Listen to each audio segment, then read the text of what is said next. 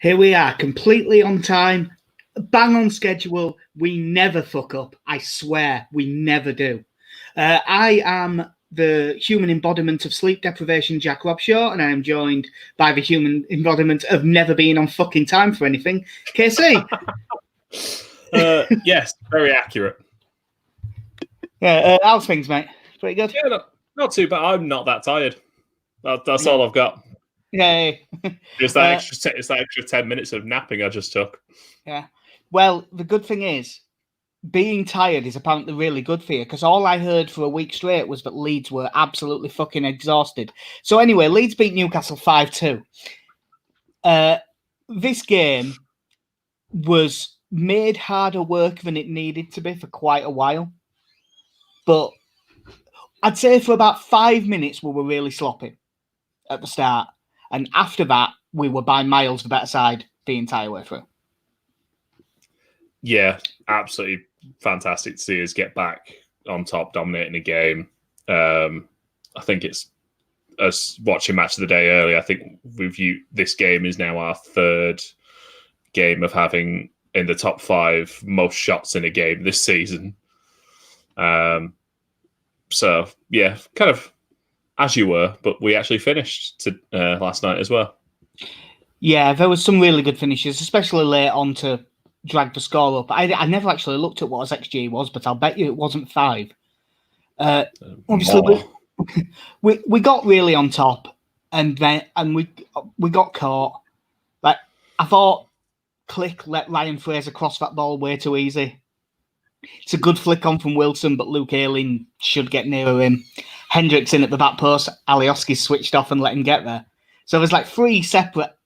None of them are like massive, it's completely your screw up. But 3 in a row that all weren't great, all back to back, it's always going to be a bit of a problem. Yeah, it was disappointing. Then with the way we've played in the last couple of games, your head drops a bit, doesn't it? When you see a goal going like that, you're just a bit concerned that it's going to be another one of those days.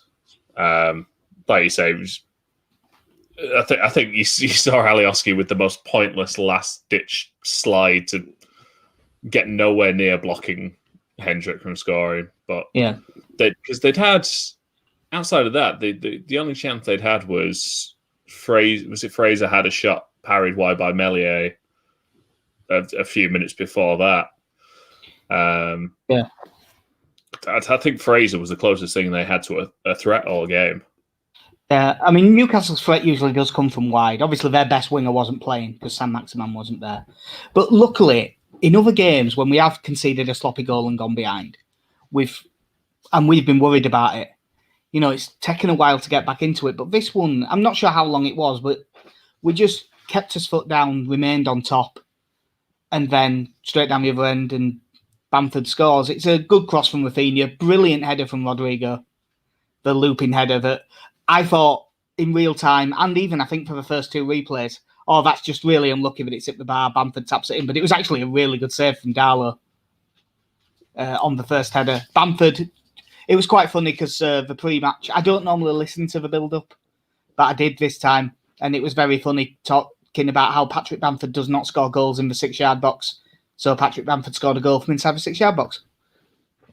Yeah, there was some grade A bollocks in that pre-match analysis mostly from Hasselbank. Yeah, but how do you know that Callum Wilson is going to score goals? Well, he just looks like it. Yep. I mean, you look at him and go, he will score goals. Yeah. But no, it's nice to see Bamford following stuff in like that. As you say, great effort, very good save. No, we were just after the goal, we were straight back into it and we absolutely pounded them. Ooh, misses. Yeah, so getting 1-1. Overall, pretty pleased with the first half. Better side for certain. I was quite happy with it, and I did think if we keep this up, we'll be all right here. And then the second goal, when it came.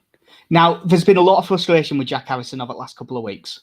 And I'm not here saying, oh, everyone's wrong, including me, because he has been poor, but this was the other side of him. Like, as good as his late goal was, I thought this was better. Ball out from Rodrigo, but it's overhit. It's not a good pass. It's going out for a goal kick, and Rodrigo gets it out there. And this first touch from Harrison, and we know he's got pillow feet. Like, it's one of his things. This wasn't Jack Harrison. This was Jackie Haradonna. Great touch, volleyed cross, and a great header from Rodrigo. Casey's way of phrasing it, because it was like knee high, using his inner Becchio to finish. This as good as the last goal was from Harrison, and that was, the best strike. This was a brilliant goal. I love this goal. When Harrison brings that down, the only thing I can liken it to is when like Michael Jordan makes the last second slam dunk in Space Jam. Like, I'm pretty sure Jack Harrison's leg extended so it could reach that ball and bring it down. But it was such a fantastic touch. I don't know how he's done it, but I think he must be in the top 3 in the division for the best first touch. Yeah, he might be in the bottom half for the second touch at times, but the first one was fucking outstanding. Yeah, and luckily, that gets us 2-1 up. We're on top. That means Newcastle are going to have to come out, which sets us up to counter attack. That means that we've pretty much got the game won, so long as we don't have any massive, obvious shortcomings in our defending. So anyway, Kieran Clark scored a header from a corner. Sick. It was soul destroying, wasn't it, to see? Because it's one of those things where you're just like, listen, I am not Marcelo Bielsa, but maybe try something else, like anything else. I throw another ball at the ball coming in. I don't know. Just try something. Take a net. It's like anything. But don't let Kieran Clark jump above you fairly comfortably. Yeah, now it's weird to say this, because this as well, this was Luke Ayling again. The corner comes in and he just gets nowhere near beating Kieran Clark, and he's a centre back and he's all right in the air, but he's not it's not like he's against Virgil van Dijk. It was poor defending, but we probably should mention how we conceded that corner. We spent the entire last podcast banging on about, okay, we're shit at defending set pieces, so don't give away cheap ones. And Calvin Phillips managed to take a corner so bad that we conceded one, basically. Calvin Phillips is a great player, but that's one of the worst. That might be the worst corner I've seen a Leeds player take since Pierre Loren.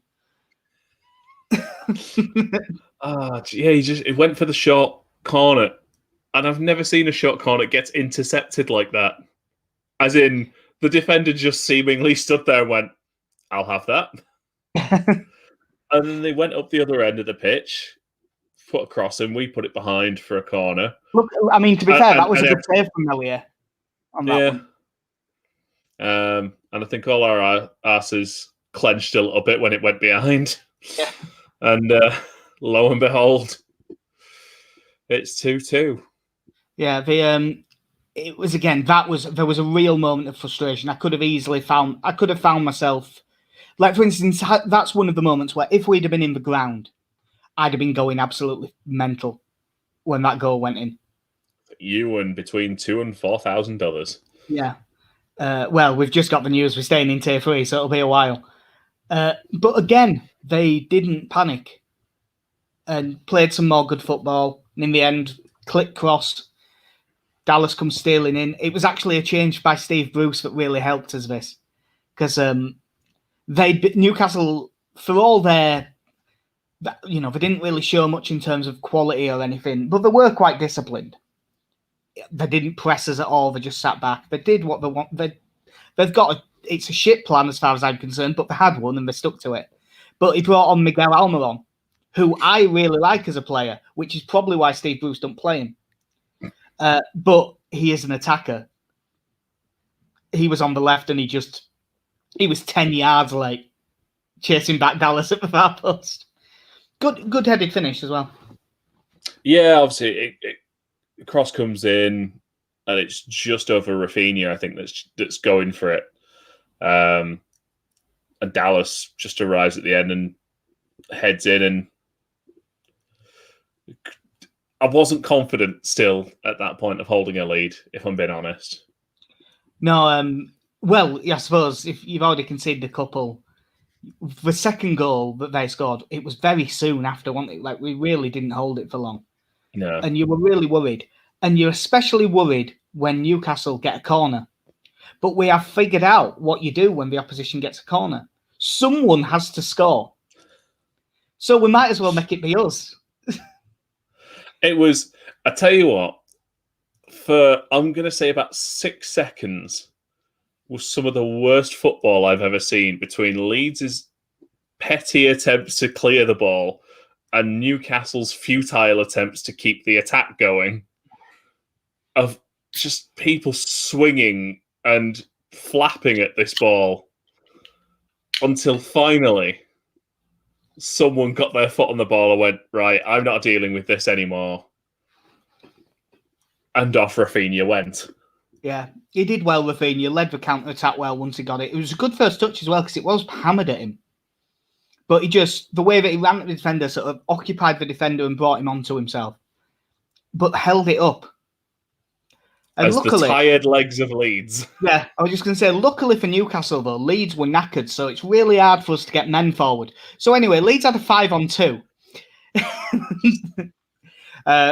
Little ball into Pablo Hernandez, who's not long since come on. Square to Alioski. And he might be a bit mental and stuff, but it was actually a very calm, well-taken finish. For a second, Jack Harrison is so disappointed that Alioski has taken that ball. You can see he's just like, he's scored, it's fine. Well, it was quite funny because Alioski was the one that got the header away. Yeah. Like in the box, straight up there. It was kind of the attacking opposite of the Josh Windass Wigan situation where you saw that flood of Leeds players getting back. It was just, oh my God, we have so many players. How did we even have this many players on the pitch? And I think there's just, obviously, Rafinha carries it forward. Hernandez is there, who has only been on the pitch about 2 minutes, so he's fresh, but he is also 42. So fair play to him for getting up the field. Alioski has charged up from left back because, and yeah, it was, nice layoff from Hernandez. Click. I don't know if Click was worried about being offside or something, or if he just realised Alioski was in a better position. If Click had gone for that ball, he was about 3 yards off. So he leaves it, and then he just stands there like this, like, I'm not involved. Yeah, no, not me. So he might as well have been shouting "journaliste," like he was staying so out of the way. But yeah, Alioski just absolutely fires it past Darlow. Nah, mate, that's not firing it. That's not firing it past. The next goal is firing it past someone. Again, corner cleared this time. Hernandez on the edge of box finds Harrison, who just runs and isn't really challenged at all. No, there's a lot of backing off. Back off. Absolute thunder bastard into the top corner. Which ended up, for me, sealing his man at match award, even though I actually think Rafinha was the best player on the pitch. If you end up with a world-class assist and a belting goal in a 5-2 win, especially when you've been getting pelters for 2 weeks, I had to give him it in the end. I mean, he's my boy in that team. It's Jack Harrison, so I'll never have a bad word said about him. Really, the Englishman who spent a lot of time in America, that's your boy, is it? With the top knot as well. Yeah. Don't forget the top knot. That seals it for me. But yeah, you can only start identifying with him properly once he goes grey anyway, mate. Yeah, just poor from Newcastle, but the fact he got to about 25, 30 yards and just thought, no, I'm just smashing this into the top corner and there is nothing any of you can do. Yeah. Basically, obviously we've gone through the goals. It was a great performance. Who on the pitch really stood out for you? I thought Rafinha was absolute quality again. He caused them trouble every time he was in possession. I thought, I'm not saying for man of the match, but I thought certainly obviously the left-hand side looks miles better than it has done in the last couple of games. So Alioski looks a lot better. And I dare say that's because the first half, outside of losing Jeff Hendrick, I can't remember Jeff Hendrick actually touching the ball. Yeah, other than the goal. I suppose he's also a really essential player in Hendrick. I know he can play wide. Can we talk about Newcastle's tactics a second? I mean, because if you want. Because there's a plan. Right, if you've had 2 weeks off and then you're playing 2 games in 4 days or whatever it was for them, I fully understand, especially when you're still missing a chunk of your team. If you're going to say, right, let's just put 8 men behind the ball and hope to, play balls in behind for Callum Wilson to chase or something. But I could not tell you what Newcastle's defensive plan was. They were just all over the place. They weren't just allowing Leeds to have it in wide areas or you'd have thought, having seen what teams have done against us to stop us, that if you don't have a fit team, then yeah, by all means, park the bus, play for the draw. But they just allowed us so much time. I could not, and then after half time, I couldn't tell you what Steve Bruce's plan was after that. Of just, all right, boys, we've got a goal here. We're drawing. We'll take a point away from home. Joe Linton appeared to be the laziest player I've watched in a while.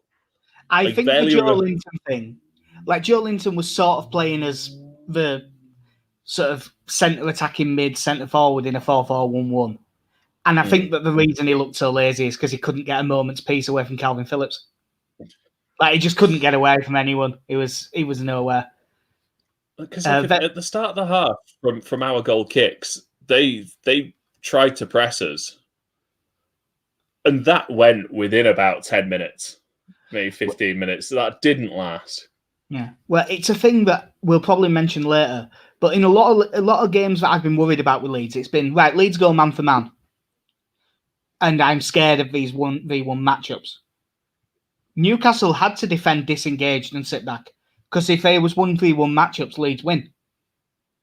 Newcastle are one of the sides in the Premier League, I think, with some of the least individual quality throughout the side, especially when Sam Maximan's missing.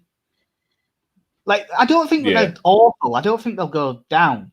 But they're just, in terms of individual quality players, they ain't got many. And when a couple of them are out, it becomes a real problem for them. I thought, it's weird to say this, I thought Luke Ayling stood out, even though he was, pardon me, at least partially at fault for both goals, very much at fault for the second one. I thought he was really good in spite of that. And I will just keep monologuing while KC comes back. There we go. I don't know if that was you or me, because mine did it in the build-up, so it could have been me. I think this one was me. But yeah, I think Luke Ayling really stood out, despite the couple of errors. I love the way that he brings the ball out from the back. Joe Linton went and stood on Calvin Phillips. But instead of, if the centre back is willing to bring the ball out like that, it doesn't matter as much if they cut off the passing lane to Phillips, because Phillips just jogged back 10 yards to centre back and just let Ayling run into that gap. Yeah. So we had the exact. His passing isn't as good as Phillips, so it is still a downgrade, but it's an upgrade on not being able to progress the ball. But because at least once you're there, then you've got your options, even if it's just a short pass into Click, or a short ball out wide. But once you, like you say, once you bypass that, you're fine, and it's not like Newcastle were pressing us to any real degree, forcing him to make passes he didn't want to make. Yeah. Now, I don't get me wrong, it's nowhere near as good, but it reminded me of what we used to see a lot from Ben White. Ben. Yeah. Lovely Ben. Lovely, young, handsome Ben. And maybe one day we'll be able to buy Ben White with some San Francisco 49ers money. Because obviously this has been in the pipeline for a while. There seems to have been a bit of movement with the 49ers increasing the stake in Leeds. It sounds like it's going to be to 25%. Obviously, I don't know I don't know for certain if it's going to happen or when, but they've filed paperwork in America and stuff like that. So it's looking like it is happening. And apparently this deal will value the club at around 240 million. So that 45 million that Radrizzani spent on Leeds has done quite well.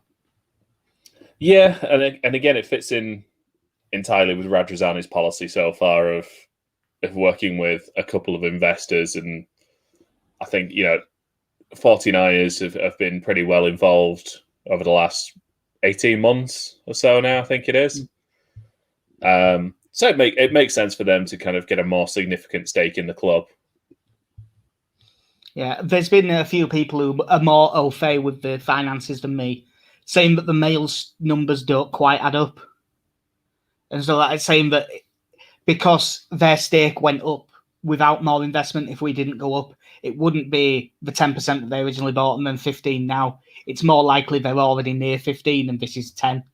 Yeah. But it's I don't know enough about it to say, but it's just something to keep an eye on. It's the only real bit of news since the game last night. By the way, have you got some bleach and sanitizer and all of that stuff? Plenty. Good. Am I to ingest it? Yeah, no, just because when we're done, we're going to have to disinfect our podcast, I think. Yeah. Because, sometimes it's good to get a view from the other side. Unfortunately, the other side's scum. So, yeah. Not a warm welcome. Definitely not warm. But a welcome to the podcast to a mate of Alex Bennison, who, I make no bones about it, is a Scum fan. You all right? How are you doing? I was fine until that introduction. Jesus. What sort of intro do you expect? I mean, look at that fucking shirt you've got on. Look at you. You disgust me. Yeah, because, if you're coming on to a Leeds United podcast as a Man United fan, you might as well go full-on prick. Well, that's your speciality, mate. No, mate. That was my gimmick. Well, yeah, so Sunday, 4:30. It's... God, I mean, look, I would always massively, massively give a shit about this game. It's Man United away. I hate them. I really do. But even more so, it's on my fucking birthday. We'd better play well. Because, I mean, my birthday is going to be shit this year anyway. I can't go out or anything. So, please, I don't want it ruined. But what do you reckon to Scum's season so far, Alex? You know what? Part of me is really disappointed, especially getting knocked out of the Champions League when we only needed a point in the last 2 or 3 games. My heart bleeds for you. But then, if realistically, if we win our 2 games in hand, we are second in the league, whilst not playing great football. We've not looked fantastic by any stretch of the imagination. But if we manage to win those 2 games in hand and do go second in the league, it's not a right lot you can complain about. At least the results are kind of coming in. I don't know. Man United fans will find a way to complain about it. Yeah, if you see Man United fans on Twitter and the like, you would assume you were 17th. Yeah, to be fair, I mean, we got that 0-0 draw against Man City, and people were kicking off. And yes, it was a boring game if you were a neutral fan, but it was an awful game. But we did look good against Man City, and you can't say that for the past couple of seasons. City have normally battered us, and we've won on counter attacks, or they've just battered us. Does that make up for looking terrible against West Brom though? Yeah, but we won. Yeah. Yeah, I'd say the same because you got battered by West Ham for an hour, but you won that as well. Yeah, second half syndrome. Yeah, I mean, I've got it here. What do you think of Manchester? Shit. What do you think of shit? They're a poorly coached team with a lot of brilliant players. It's weird because I think I am like a lot of Leeds fans in that I want Solskjaer to stay in the job for ages because I think he is making them worse than the sum of their parts. Yeah. Is the best way to phrase it. But they are some really, really, really good parts. So I'm not really sure what to think in a game like this. It'll be interesting to weigh this from both sides. So, like KC, when you look at Scum's side, who in their team scares you? I mean, at the moment, it's kind of got to be Bruno Fernandes, hasn't it? I think everything good Man United do seems to go through him, and seemingly half the time ends in a penalty. But I mean, just as an attacking unit, that side when you look at him, Rashford, Martial, Greenwood, it's a good attacking lineup. It's a great attacking lineup, I think. Yeah, there's some real talent there, and if you had someone with any sort of decent coaching experience at the top level who could get those four playing as a unit, I think they would a lot of weeks be unplayable. Yeah, they've got loads of individual quality. Like Fernandes, if someone could Nancy Kerrigan him in the next couple of days, that'd probably work out quite well for us, because he is, for me, if he gets injured now, there's going to be a hit out on one of us. Yeah, he is their number one, in the same way that although we can play without him, I think Calvin Phillips is the most crucial to how we play still. I think Bruno Fernandes is their version of that. And as they'll probably play a 4-2-3-1, that will be the direct battle. It'll be Fernandes against Phillips in the 1v1 system, which I have all the faith in the world in Calvin Phillips, so that's a tough ask. Phillips get booked? Oh, if it's bigger than 11-10, it's a pretty good bet. Obviously, I reckon you'll probably Rashford up front, where you would think. Well, I've looked at the Sheffield United lineup that we played today. You're playing in 45 minutes, aren't you? Yeah, we're playing Martial up top with Greenwood, Rashford, and Bruno as the three just behind. Well, luckily, it's nice and slow, that front four. Yeah, and you know what? A lot of people might hate me for this, but I think our midfield looks stronger when we play McTominay and Fred than when we play Pogba or Matic. Everyone's got this thing against Fred being crap, but to be fair, he puts a lot of effort in. I mean, if Twitter and TalkSport is anything to go by, I think people have more against Paul Pogba than anyone else in that team. Yeah, I would think if according to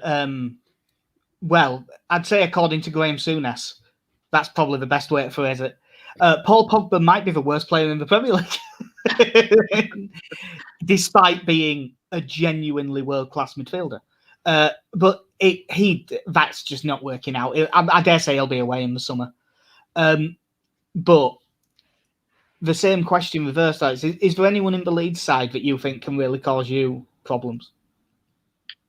If we play Shaw at left back, Rafinha has him on toast every day of the week, because there's just no way he's keeping up with the pace, and he'll do some crazy step over and he'll break his ankle again, or something bad will happen to Shaw. If it's Alex Telles, I'll have a bit more faith in that. But like you said, Phillips sitting at the back and just ping balls left, right, and centre.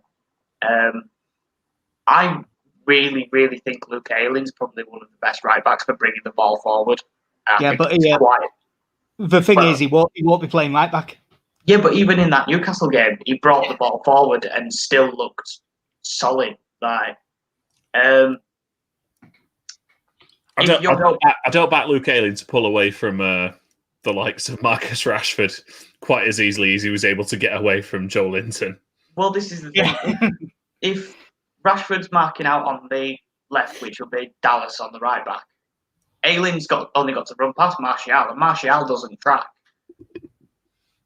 So he's going to have a bit more space than what I think people think. But I think Click's great as well. I think whenever he's got the ball, he always makes a dangerous pass, or he seems to keep the ball quite well. You know what? I'm scared of the full Leeds team. I don't want to go. I don't want this match to come. What is this world we live in now? The thing is, what I would say is, are you scared because of football? Are you scared because nearly all your mates are Leeds fans? Oh. Yeah, I don't know. On form alone, like the way that you play, I think the way you play would just dominate our Man United side at this point in time. One thing that I think is going to really affect how this game goes is how much, will the fact that it's Leeds make Solskjaer not be sensible? Because I think that if we are not as good as them, but I think if Man United treat us as if we're Man City, Liverpool, and let us have the ball and come forward, and then just hit us on the counter, whereas Man City and Liverpool are good enough that they can't just do that. I think if you sit back and just counter-attack us, I think we're in serious trouble. But I think if you come out and go, no, we're Man United and they're Leeds, so we can just play them off the park, then I think we've got a real chance. I think it really depends on how the first 5-10 minutes of the match goes. If you come out of the blocks and start attacking us, I think he will set into that. Sit back and we'll just get you on the break. If the first 5-10 minutes is quite cagey, I think he'll start thinking, right, we'll push the team up and we'll leave a load of spaces in behind. But I'd rather play that counter-attacking football against you than try and play off the park. I mean, I think that's been the interesting thing for Leeds this season. There's been a few games now where teams have had a pretty dominant first 15, 20 minutes against us. And I think that's given them the feeling of, oh, they're there to be had. Like, let's get at them. And like with the Man City game broke down a bit differently. But after those 20 minutes, that's when then Leeds sort of feel their way into these games and start creating more chances, and everything starts to flow a bit better. And that's the feeling I could, or something I could see happening in this game of like you say, just Man U having a strong 15, 20 minutes and maybe not getting a goal, but then kind of feeling like, oh yeah, they're there to be pressed and to attack.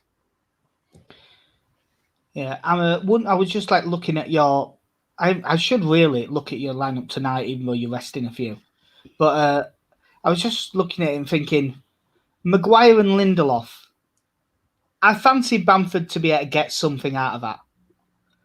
If you play the midfield two that you're expecting, Alex, I reckon Rodrigo can get something out of. McTominay would probably be the deeper of the two if they both play. Yeah. I reckon Rodrigo can get something out of that. Obviously, Rafinha versus the left back. I'd back Rafinha to at least get something against any left back. I don't, as well as Harrison did in the last game. I can't see Harrison running rings around Wan-Bissaka because Wan-Bissaka's one of the best 1v1 defenders in the league. Yeah, he's not going to be able to knock that ball forward against Wan-Bissaka. Yeah, so I think that we've got enough that we'll be able to cause problems going that way. The problem I think we'll have is it's just if we lose a ball, like say we try and break forward and we lose the ball and all of a sudden you've got a fall on three.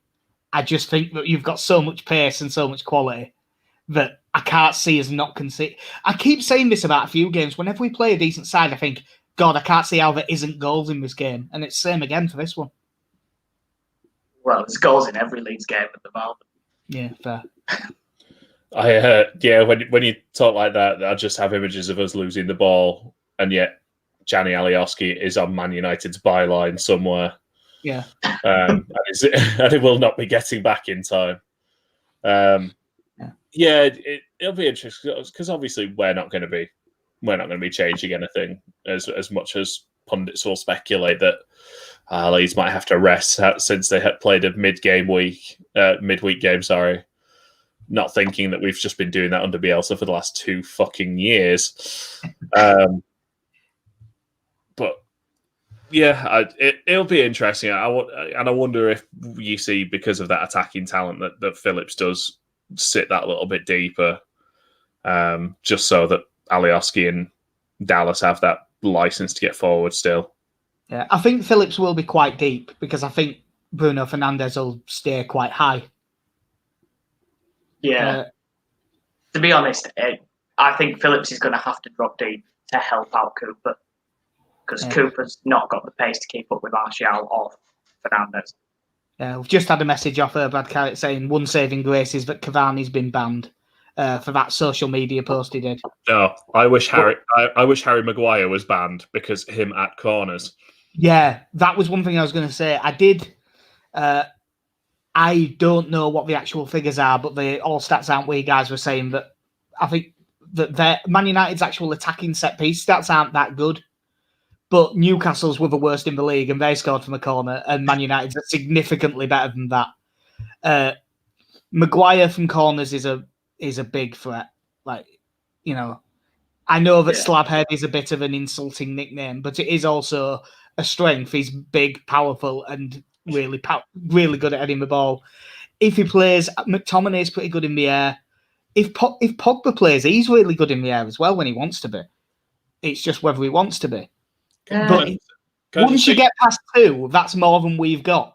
You think Slabhead's a slightly insulting nickname? My mum keeps calling him Lardhead. I was going to say, I don't know why. You say Pogba's a good aerial threat. Yeah, he's good at the attacking side of it, but defensively, no. Yeah. Well, as I say, I did say when he wants to be. Yeah, there's a possibility that Cavani will be available for it because his ban. He's got until January to appeal, so his ban's not on yet. How long have they actually banned him for? Minimum of 3. Minimum of 3. You said it's one. I mean, don't know, they had to do it, and they should do it. But it is one of them where on this one I can see the cultural argument because it clearly was not meant as an insult, but you have to educate yourself. You can't just say things like that. Yeah. There is a difference between something being malicious and something being not, but that's why it's a 3-game ban instead of an 8-game ban, I suppose. Yeah, I've already had this argument with another Leeds fan. Yeah, it's fair enough to ban him, but it's not the same as like racial abuse. It's saying something really stupid is a better punishment. But like, I mean, Cavani, as much as he's getting on, and it says a lot about Man United's transfer strategy that they ended up paying a shed load of money to someone of his age in a position that wasn't their main priority. He is a good player, so him not playing would be useful to us. Even though he'd probably be off the bench, but he's still quick, still runs his ass off.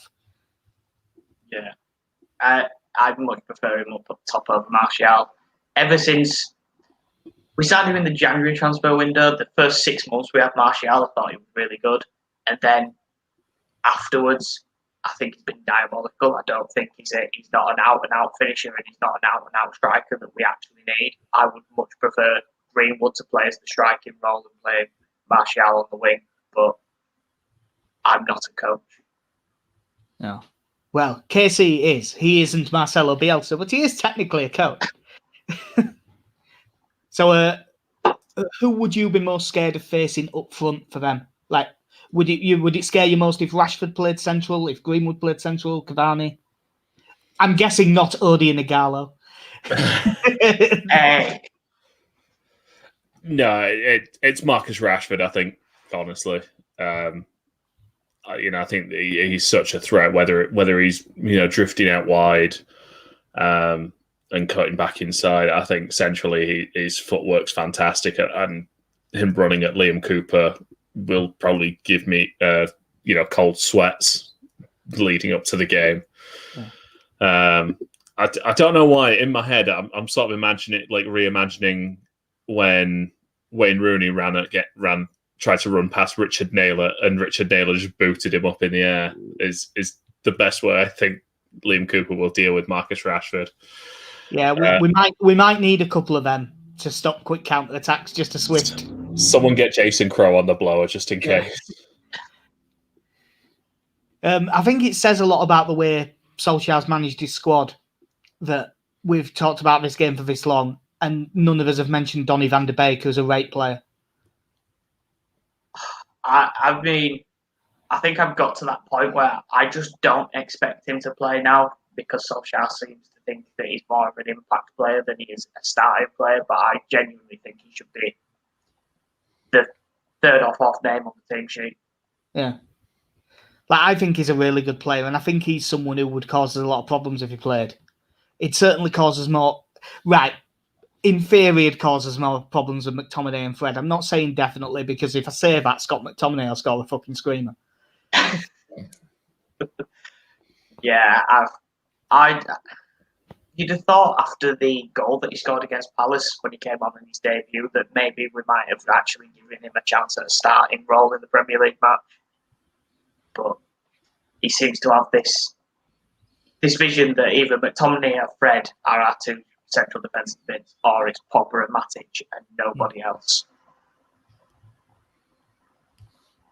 Yeah, well, it's it's very much nice to be back having this game as a league fixture. Did Manchester... Is Manchester gone back into Tier 3 now? I think Manchester was always in Tier 3, wasn't it? Oh, yeah, it was Liverpool. Yeah. It was Liverpool. Liverpool was Tier 2, wasn't it? Yeah. Yeah, I was making them up. Because they've changed them today, but it seems like pretty much everything's gone Tier 3. Yeah. Hooray! You know, as I said last time, unless it's Christmas, because you can't get COVID at Christmas. So what? Well, obviously we've talked about the game a fair bit. I think it's going to be like a lot of them. I think we'll have, even though it's at Old Trafford, I think we'll have 55% of the ball. But I think that Man United will look more dangerous if we can get a goal in the opening 15 minutes. Then I think we'll be okay. But unfortunately, I wish it wasn't the case. But I think we're gonna get beat. I think it's going to be a bit like Chelsea in that they're just going to have too much individual quality. I don't think it'll be because of coaching or system or anything. I just think they've got a squad that costs 10 times as much as ours. And because of that, they'll be better. So I think we'll get beat 3-1. I am going to say, like how with us, they keep they kept referring to like the last time we played Newcastle in the Premier League. Yeah. Yeah, I'm going to go off the last time we played Man United at Old Trafford in the league, and we got a 1-1 draw there. So, I think we can go into this one with some positivity off the back of that result. And then obviously last time we were there in the FA Cup, we got a win as well. So we've got a solid record at Old Trafford our last two appearances, even if they were spread over 16 years. Yeah, and the other time that they played is when they beat us in the League Cup. That was at Ellen Road, so that don't count. Exactly. Yeah. When Ryan Giggs started playing centre back to take the piss, but that was a different matter. So I'm gonna say a 2-2 scoring draw. Like you say, I think there is goals to be had in this one. I think Man United are there to be got at as well. I'm scared of the individual players, but I'm less worried about Man United than I was about Chelsea. But so I would change that prediction. If the team sheet comes out now before kickoff and Bruno Fernandes isn't on it, I would honestly then fancy us to get at least a point. I think he's that important to him, but I'm assuming he's going to play. Yeah, you got to hope Sheffield United kick the shit out of him tonight. Yeah. Well, there was part of me thinking like, it'd be really funny if Sheffield United beat them, but then they'd want to get vengeance. So I really hope you steamroll Sheffield United tonight and just stroll into Sunday's game really overconfident.